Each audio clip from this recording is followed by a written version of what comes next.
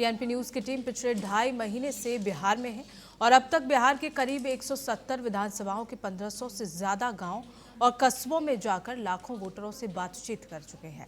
बिहार के दंगल में हम जानने की कोशिश कर रहे हैं कि आगामी विधानसभा चुनाव को लेकर बिहार की जनता के मन में क्या है, बिहार की जनता के लिए आगामी चुनाव में कौन से मुद्दे जरूरी हैं और जनता सरकार से कितनी खुश है या फिर बिहार में बदलाव की बयार बह रही है। बिहार के दंगल में हम राहुल गांधी की वोटर अधिकार यात्रा को भी लगातार कवर कर रहे हैं। बिहार में वोटर अधिकार यात्रा का आज 13वां दिन है। राहुल गांधी और तेजस्वी यादव की यात्रा गोपालगंज में है और हमारी सहयोगी आर्या चतुर्वेदी और अपराजिता लगातार वहां मौजूद हैं। तो आइए सीधे आपको लेकर चलते हैं उन दोनों के पास और जानने की कोशिश करेंगे कि वोटर अधिकार यात्रा को लेकर जनता के बीच में किस तरह का माहौल बना हुआ है। आर्या, आज 13वां दिन है राहुल गांधी की वोटर अधिकार यात्रा का। बेतिया से पहुंचकर गोपालगंज यहां आ गई है राहुल गांधी की यात्रा और 13वें दिन देखा जा रहा है आर्या कि यहां अलग ही जो है तस्वीर नजर आ रही है। घोड़े यहां दिखाई दे रहे हैं राहुल गांधी की यात्रा में, हाथी भी नजर आ रहे हैं। और अगर गोपालगंज की जनता के बारे में बात की जाए तो किस तरह का उत्साह गोपालगंज की जनता में बना हुआ है और यात्रा को लेकर क्या माहौल है? गोपालगंज से यह यात्रा अभी फिर से शुरू होने वाली है लंच ब्रेक के बाद से और ऐसे में ये आगे जाएगी। तो आपको बता दें कि अगर गोपालगंज की बात करें, गोपालगंज जनता की बात करें तो इस यात्रा में भीड़ लगातार बढ़ती जा रही है, लोगों का जमावड़ा लगातार बढ़ता जा रहा है, भारी संख्या में लोग मौजूद हो रहे हैं।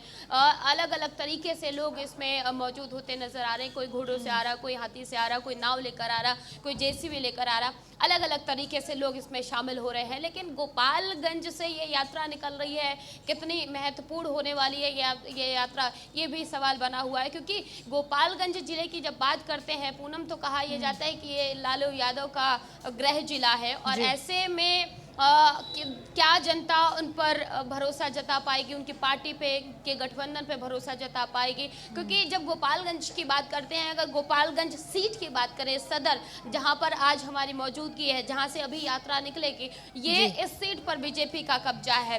लालू यादव का गृह जिला होने के बाद भी उनका जादू यहाँ नहीं चला।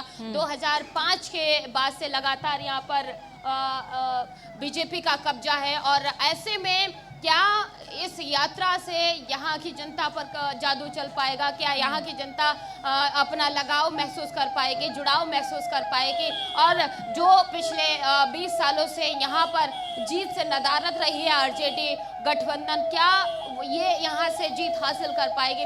तो ऐसे में सवाल तमाम है, इस यात्रा का कितना प्रभाव पड़ेगा? क्या जो ये भीड़ जुट रही है ये वोटों में तब्दील होगी या नहीं होगी, ये भी देखने वाली बात होगी। क्योंकि अक्सर ऐसा देखा जाता है पूनम की जब भी यात्राएं होती हैं बड़ी संख्या में लोग बढ़ चढ़ कर उसमें हिस्सा लेते हैं।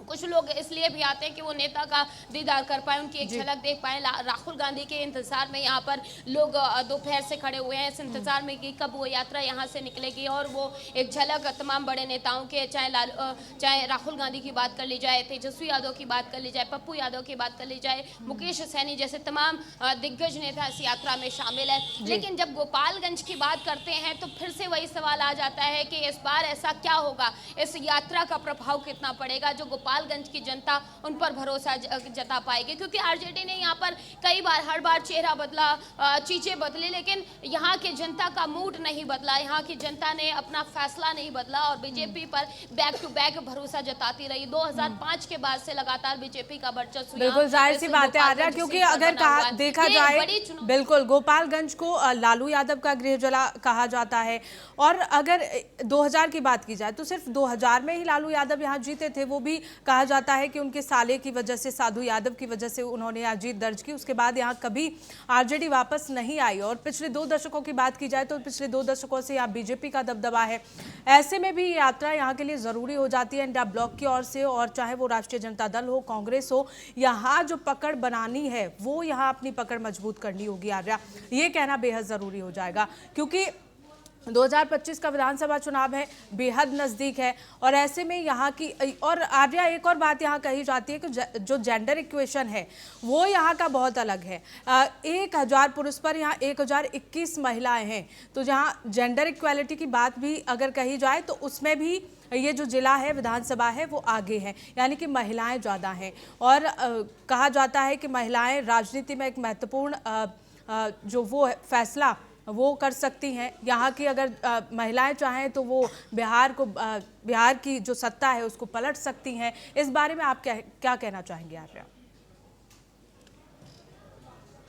बिल्कुल पूनम, अगर महिला वोटरों की बात करते हैं तो अक्सर ये कहा जाता है बिहार में कि महिला वोटर नीतीश कुमार की कोर वोटर हैं। यहाँ पर अगर उनकी परसेंटेज ज़्यादा है तो ऐसे में ये कहना गलत नहीं होगा कि विपक्ष के पास कोई ऐसा चेहरा नहीं था कि महिलाओं को साधा जा सके, या फिर ऐसा कोई एजेंडा या ऐसा कोई मुद्दा नहीं था जिससे महिलाओं को अपने पाले में किया जा सके, क्योंकि महिलाओं को साधने की कोशिश लगातार कई सालों से हर पार्टी करती हुई नजर आ रही, लेकिन उसमें नीतीश कुमार लगातार आगे निकलते हुए दिखाई दे रहे।